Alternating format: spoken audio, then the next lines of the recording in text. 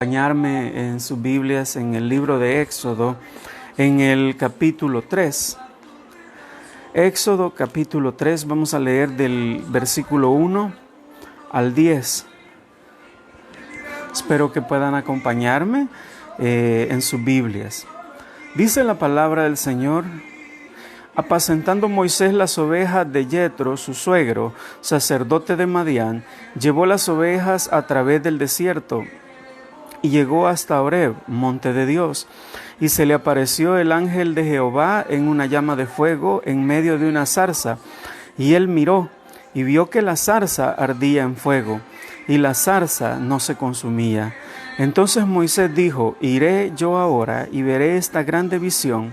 ¿Por qué causa la zarza no se quema? Viendo Jehová que él iba a ver, lo llamó Dios de en medio de la zarza y dijo: Moisés, Moisés. Y él respondió: heme aquí. Y dijo: no te acerques, quita tu calzado de tus pies, porque el lugar en que tú estás, tierra santa es. Y dijo: yo soy el Dios de tu padre, Dios de Abraham, Dios de Isaac y Dios de Jacob. Entonces Moisés cubrió su rostro porque tuvo miedo de mirar a Dios. Y dijo luego Jehová: bien he visto la aflicción de mi pueblo que está en Egipto, y he oído su clamor a causa de sus exactores, pues he conocido sus angustias, y he descendido para librarlos de mano de los egipcios y sacarlos de aquella tierra, a una tierra buena y ancha, a tierra que fluye leche y miel, a los lugares del cananeo, el heteo, del amorreo, del fereceo, del heveo y del jebuseo. El clamor, pues, de los hijos de Israel ha venido delante de mí, y también he visto la opresión con que los egipcios los oprimen.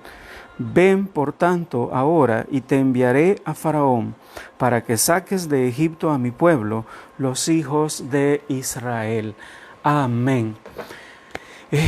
Bien, el pasaje que nosotros leíamos en el libro de Éxodo es algo que nos relata el llamado de Moisés al ministerio. Usted y yo conocemos perfectamente la vida que Moisés desarrolló antes de ser llamado como profeta de Dios. Él era una persona que fue criado por la hija de Faraón, fue criado de esta manera, como hijo de la hija del Faraón.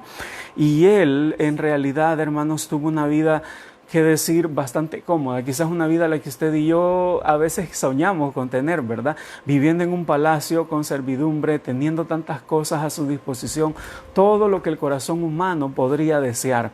Sin embargo, usted se fija que con el paso del tiempo él llegó a perder todo eso. En una ocasión él, consciente hasta cierto punto del llamado que Dios le había dado, y es ahí donde quiero enfocar en esta mañana el mensaje, argumentando con Dios frente al llamado. Es el tema de este mensaje. Él pudo sentir en un momento de su vida, y se ve que Dios había estado trabajando con él. Probablemente él llegó a saber su origen hebreo. Su madre Jocabed se lo decía porque ella fue su nodriza y lo cuidaba, ¿verdad? Y probablemente le hablaba de las historias de su pueblo. Y un día él llegó a estar consciente que Dios lo había llamado para ser el libertador anhelado de toda la casa de Israel. Y un día, al ver una injusticia, algunos dicen de que un egipcio maltrataba a un judío. Otras tradiciones dicen que lo que pasó, que un egipcio estaba tratando de seducir o abusar de una mujer hebrea, y que él se exasperó y decidió actuar por su propia cuenta, actuar en sus medios para liberar a su pueblo. Al final, lo único que él logró al tratar de hacer por métodos humanos lo que era la voluntad de Dios fue exiliarse a sí mismo. A este punto, cuando nosotros leímos en Éxodo capítulo 3, ya Moisés había pasado 40 años en el desierto como pastor, y llega el momento en el que Dios decide extenderle el llamado a él, ese llamado definitivo, para que él fuera y pastoreara y liberara al pueblo de Israel.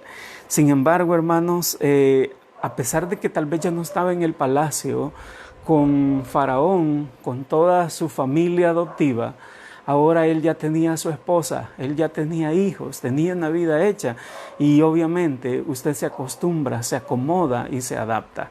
Es en esos momentos cuando cuesta decirle a Dios que sí al llamado. No importa que lo que usted tenga sea bueno o malo, simplemente es lo que tiene y es lo que usted está acostumbrado y usted no quiere dejarlo. A todos aquellos que hemos experimentado el llamado de Dios en algún momento de nuestra vida, hemos sentido cómo Dios nos alborota por dentro, nos desespera por dentro y nos exige salir de la comodidad en la que hemos estado metidos, o por lo menos, si no es una comodidad, nos exige salir de aquello que nosotros conocemos. Y es entonces cuando nosotros entramos en crisis de fe, cuando entramos en crisis de llamado, cuando entramos en crisis de ¿y ahora qué? ¿Qué es lo que Dios quiere que haga? ¿Qué es lo que se supone que debo hacer? Pero hay algo bien interesante. Cuando nosotros empezamos y sentimos el llamado de Dios en nuestra vida, nuestra tendencia es argumentar con Dios para convencer a Dios de que no debe llamarnos a nosotros a lo que Él quiere o desea de nosotros. Y eso es un poco triste. Es la tendencia natural del ser humano, argumentar con Dios para darle excusas de por qué nosotros no podemos ser lo que Él quiere que sea, de por qué no podemos cumplir el sueño de Dios o el propósito de Dios para nuestra vida. Si usted lee en Éxodo capítulo 3, versículo 5, usted encuentra la primera razón que Moisés obviamente encuentra y usted y yo encontramos. Dice en el versículo 5 del capítulo 3, y dijo, no te acerques, quita tu calzado de tus pies, porque el lugar en que tú estás, tierra santa es. La primera tal vez no sea una excusa de Moisés, pero sí una exigencia de Dios para el llamado. Y es lo que a nosotros nos plantea el mayor desafío para poder aceptar y reconocer lo que Dios quiere hacer en nuestra vida. Y eso es que cuando usted se acerca a Dios, usted tiene que quitarse el calzado. En la presencia de Dios solo es admitido aquello que está limpio, aquello que es santo. Y muchas veces las exigencias de Dios para nuestra vida se convierten en nosotros en un limitante, porque entendemos que Dios no está pidiendo una vida dedicada a medias. Dios es bien radical. Dios dice, dame, hijo mío, tu corazón.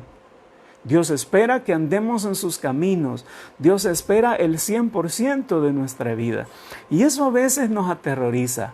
¿Ha pensado usted alguna vez cuando de repente usted está orando y por inspiración del Señor viene alguien y pone las manos sobre su cabeza y le dice que Dios tiene un plan para su vida y que Dios lo está llamando al ministerio?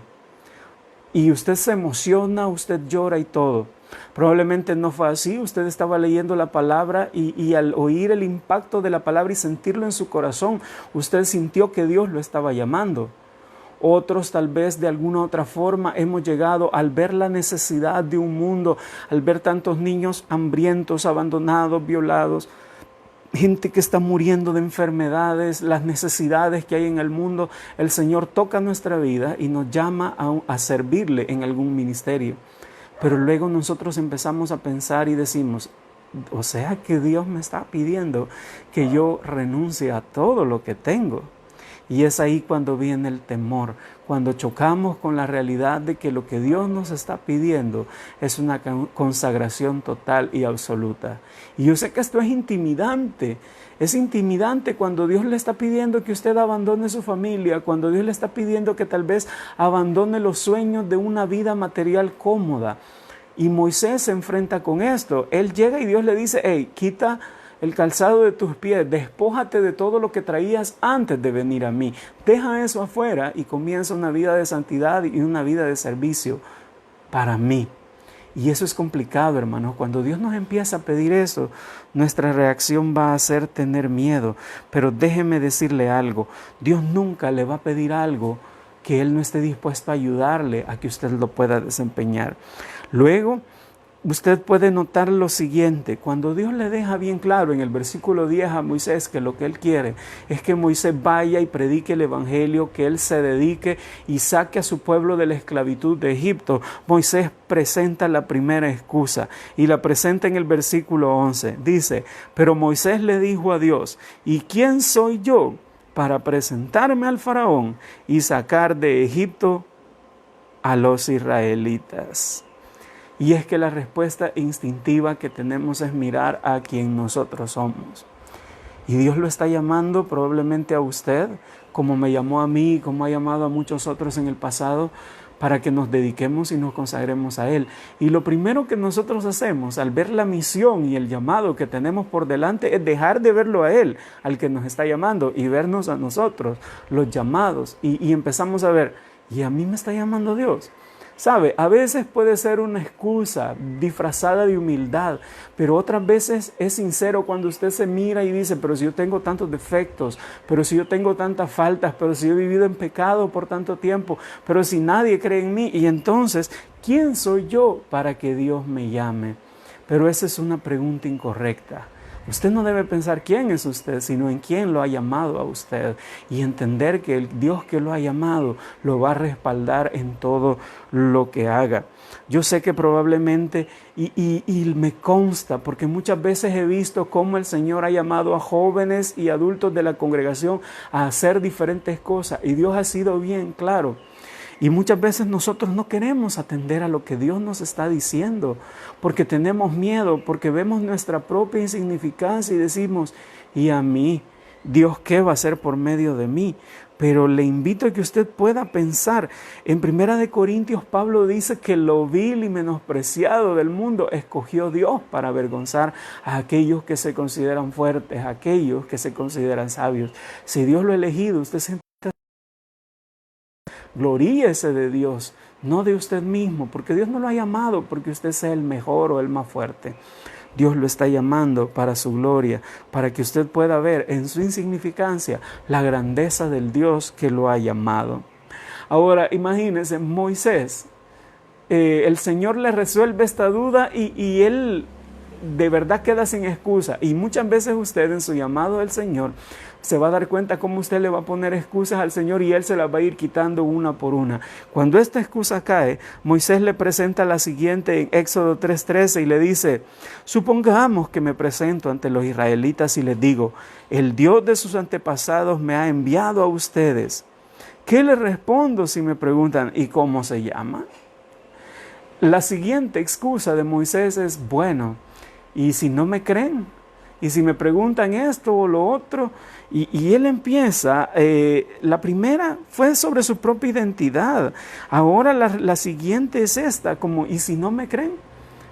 ¿Cuántas veces usted ha deseado o ha sentido de Dios que tiene que hablarle a cierta persona, de Jesucristo? Que el Señor lo está llamando tal vez a las misiones, tal vez a predicar en China, en India o en algún otro lugar o en su mismo país. Y usted dice, pero ¿y si no me creen? Y a veces nos escudamos en incredulidad de la gente para no cumplir con el llamado que Dios ha puesto en nuestra vida. Pero esa es otra cosa que tampoco debe detenernos. Debe de entender que usted y yo no somos responsables de la respuesta de la gente. Cuando predicamos la palabra va a ir y cumplir su propósito. Y ese debe ser nuestro único objetivo. Predicar la palabra y dejar que Dios sea Dios, que el Espíritu actúe en el corazón de las personas. Nunca le ponga a Dios esta excusa, Señor, no me van a creer, Señor. No importa. Mire el profeta Jeremías, el Señor lo tuvo predicando por años a un pueblo y nunca logró convertir en una sola persona, pero él cumplió la misión que Dios le había encomendado. Y él no se escudó en que la gente corazón, sí. No busque escudarse en su propia identidad, pero tampoco busque escudarse en la incredulidad de los demás, en la dureza del corazón de los demás, para evitar servir a Dios. Dios es más que suficiente para poder solventar ese problema. Si analizamos la vida de Moisés más adelante, Dios mismo se encargó de que el pueblo de Israel lo llegase a ver, y todavía hoy Moisés, ese que dijo, quizás no me van a creer, hoy es el profeta más admirado de todos los tiempos por los judíos. Dios pudo hacer algo grande en él y Él puede hacerlo con nosotros. No le pongamos a Dios esas excusas, hermanos. Éxodo 4:1 nos presenta la otra. La primera era, no van a creer. La siguiente le dice, ¿qué hago si no creen? Ni me hacen caso. ¿Qué hago si me dicen, el Señor no se te ha aparecido? Y es la excusa del rechazo. A veces tenemos temor de ser rechazados. Yo le pregunto, durante estos días de encierro en los que a veces usted ha estado chateando con sus amigos o platicando con ellos, ¿Cuántas veces ha resultado que usted siente que debería decirles algo acerca de Jesús y cuando usted está dispuesto a hacerlo o está a punto de hacerlo, usted siente y dice, no, me van a rechazar, quizás vaya a dañar la amistad, me van a rechazar por lo que yo les voy a decir, ellos no quieren nada con esto, y a veces utilizamos el pretexto, no, pero es que ellos ya tienen una religión, ellos son católicos, ellos son esto, son lo otro, y le tenemos tanto miedo al rechazo que no nos atrevemos a hablar del Señor Jesús, y a veces ese es uno de los distractores, una de las cosas que nos roban o nos impiden iniciar nuestro llamado delante de Dios, vivir con miedo al rechazo por los demás. Déjeme decirle algo, si usted quiere servir al Señor, el rechazo es una de las cosas que le deben dejar de importar. A nuestro Señor Jesucristo, siendo Dios en la carne, siendo el Hijo de Dios, lo vivieron rechazando todos los días de su vida e incluso hasta el último día aquí en la tierra de Él fue rechazado. Entonces, ¿por qué usted y yo deberíamos tener miedo al rechazo de los demás? Prediquemos la palabra de Dios sin ponerle ninguna excusa, sin miedo a que la gente nos vaya a rechazar. Ahora, si usted observa en Éxodo 4:10, Moisés argumenta algo más y utiliza la excusa de la incapacidad. Ya se fijó en su identidad de quién era él y que no podía, se fijó en la identidad de los demás, se le tuvo miedo al rechazo, dijo que no le iban a creer, y ahora cuando ninguna de estas cosas funciona, porque Dios le promete hacer la obra en el corazón de ellos, Moisés argumenta su incapacidad, dice, Señor, yo nunca me he distinguido por mi facilidad de palabra. Otras versiones dicen que le dice, Señor, yo nunca he sido bueno para hablar, yo soy tartamudo, yo tengo problemas del habla. Y le pone montones de pretextos. Yo le pregunto a usted, ¿cuál es el pretexto que le está poniendo en cuanto a su capacidad para hacer el llamado? Señor, yo no tengo un título universitario. Señor, yo no estoy casado. Señor, yo no tengo dinero. Señor, yo no puedo hablar bien. Señor, yo pronuncio hasta mal las palabras. Señor, yo esto, yo aquello o lo otro. Y nosotros creemos que el llamado de Dios, que el servirle a Dios se fundamenta en nuestra capacidad. Pero déjeme decirle algo. A Dios no le interesan sus capacidades, porque no es con espada ni con ejército, sino con el Espíritu del Señor que nosotros hacemos y cumplimos con el llamado que Dios nos ha dado. Mi estimado joven o jovencita que me escucha o hermano adulto que usted siente que Dios lo está desafiando a aceptar el llamado al ministerio, quiero decirle algo, dejemos de escudarnos, dejemos de buscar pretextos para servirle. Dios al final nos va a llevar a darnos cuenta que Él tiene todo poder. Al final Moisés revela el verdadero propósito o la verdadera razón por la que él no quería. En Éxodo 4:13 le dice, Señor, insistió Moisés, te ruego que envíes a otra persona. Entonces, luego de expresar todas sus dudas, sale el verdadero problema detrás de todo esto, y es que Moisés no quería ir a hacer lo que Dios le había mandado. No quiere dejar el lugar ni la vida donde está. Entonces todas estas son excusas para esconder lo que verdaderamente pasa en nuestra vida. ¿Cuántas veces usted y yo hemos cantado al Señor, heme aquí, envíame a mí, yo quiero trabajar por el Señor? Y usted le dice al Señor lo dispuesto que está a servirle, pero cuando el Señor verdaderamente nos hace el llamado, nosotros ya no queremos, sentimos temor y revelamos lo que hay en nuestro corazón. Quiero invitarle a que usted pueda examinar su corazón y ver que no vale la pena ponerle excusas al Señor. Dios está buscando en esta época. Y quiero decirle, dentro del mundo cristiano, y yo hablaba de esto con mi esposa en esta mañana, se hizo conocida la noticia que un gran apologeta, un gran teólogo y pastor, el hermano Rabí Zacarías, había muerto. Y es un gran defensor de la fe, que sabía presentar argumentos ante ateos, agnósticos, ante las sectas, un gran predicador de la palabra. Y le decía a mi esposa, mire qué triste que estos grandes hombres de Dios están muriendo. Y la pregunta es, ¿será que habrá nueva gente que ocupará sus lugares? ¿Sabe que usted puede pensar que usted tal vez no es muy útil en la obra de Dios, pero eso no es cierto? Ninguno de los que hoy somos pastores, evangelistas, misioneros o cualquier otra cosa que querramos ser, de los que hemos sido llamados al ministerio, ninguno de nosotros es eterno. Ninguno de nosotros va a vivir para siempre. Y esta iglesia, la iglesia de Cristo, tendrá que ser cargada sobre los hombros de aquellos que hoy son los jóvenes, de esos que hoy tal vez están distrayéndose en alguna cosa que otra. Dios va a cargar sobre ustedes el futuro de la iglesia. Es cierto, Dios está en control, pero Dios obra en este mundo a través de personas de carne y hueso, como usted y como yo. La pregunta es, ¿qué clase de iglesia será la iglesia del futuro? Eso depende de la respuesta que usted como joven, jovencita, le dé al Señor. Y hermano, que usted ya es padre, su responsabilidad todavía es grandísima, porque usted está formando a las nuevas generaciones, aquellos que liderarán la iglesia en el futuro. ¿Qué clase de hijos le está dejando usted a la iglesia del futuro? ¿Qué clase de hijos le entregará al Señor? ¿Serán personas valientes como Josué, que cuando murió Moisés tuvieron el valor de seguir adelante y llevar la antorcha de la fe? ¿O serán como aquellos que cuando murió Josué surgió una generación que no conocía a Dios? Ojalá que las cosas sean diferentes y la juventud de hoy despierte y se levante como una juventud poderosa y acepte el llamado de Dios, porque ustedes son nuestro relevo espiritual, son los que van a seguir adelante con todo esto.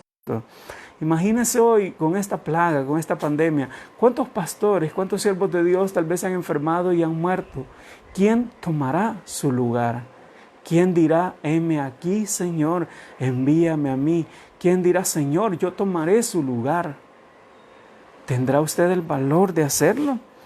Y quiero decirle algo, tal vez usted ahorita se ha estado escondiendo del llamado de Dios, pero debe recordar esto: Dios es grande en misericordia, pero su paciencia también tiene un límite. Y a veces cuando nosotros no queremos atender a su llamado de una forma voluntaria, o como dicen, a las buenas, Dios tiene que actuar de otra forma.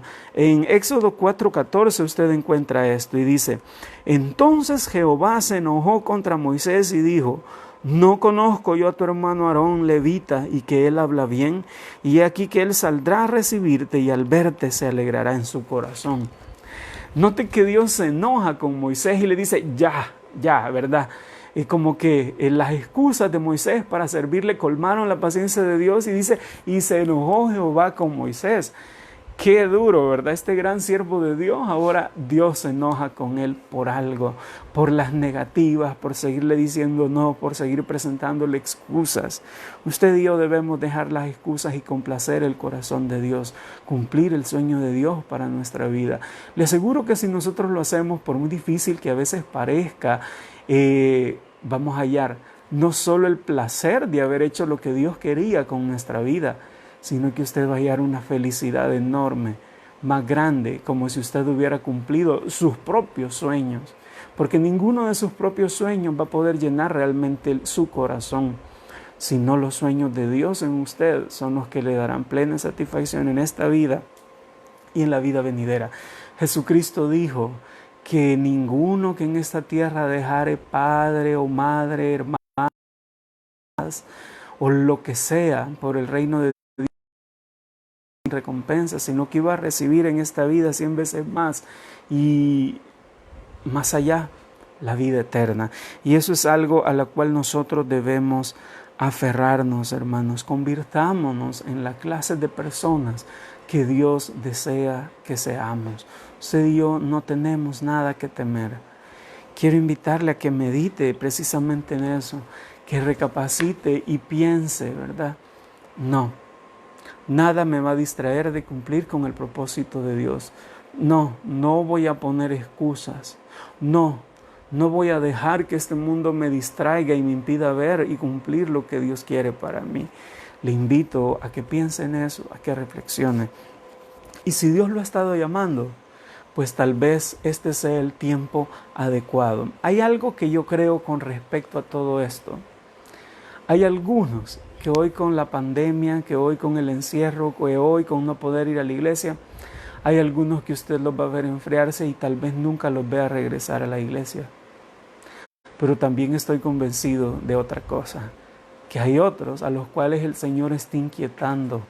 Hay personas a las cuales Él conoció desde antes de la fundación del mundo y que la vio y dijo: hija, tú vas a hacer mi voluntad, tú vas a ser mi voz en esta tierra, tú vas a ser mis manos en esta tierra. Y hay muchos otros que van a levantarse en avivamiento y se van a convertir en la generación de poder, en la generación que el Señor va a levantar antes de su segunda venida para dar el último testimonio a este mundo. Y yo sé que entre algunos de los que me escuchan, Dios va a levantar profetas, pastores, evangelistas, maestros, gente que obrará con dones de sanidades y milagros.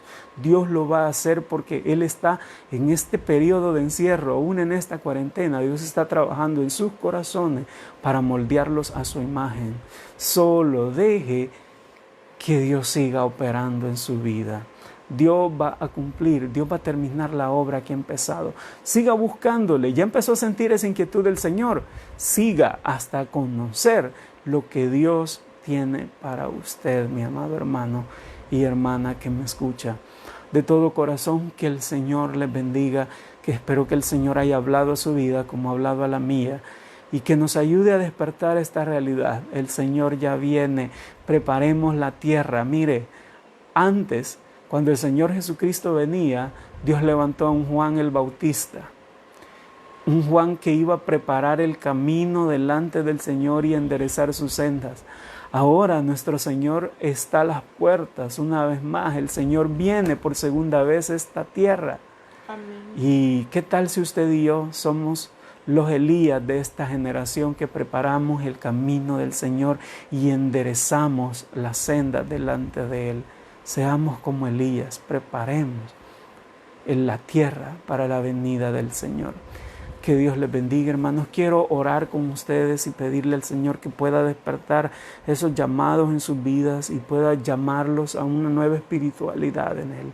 Padre, en el nombre de Jesús, en esta hora te damos las gracias porque tú nos has hablado a través de tu palabra y nos has desafiado a una vida distinta, a una vida de entrega, Padre, a una vida, Padre, en la cual tú quieres que nosotros despertemos de ese sueño en el cual hemos estado sumidos, Señor.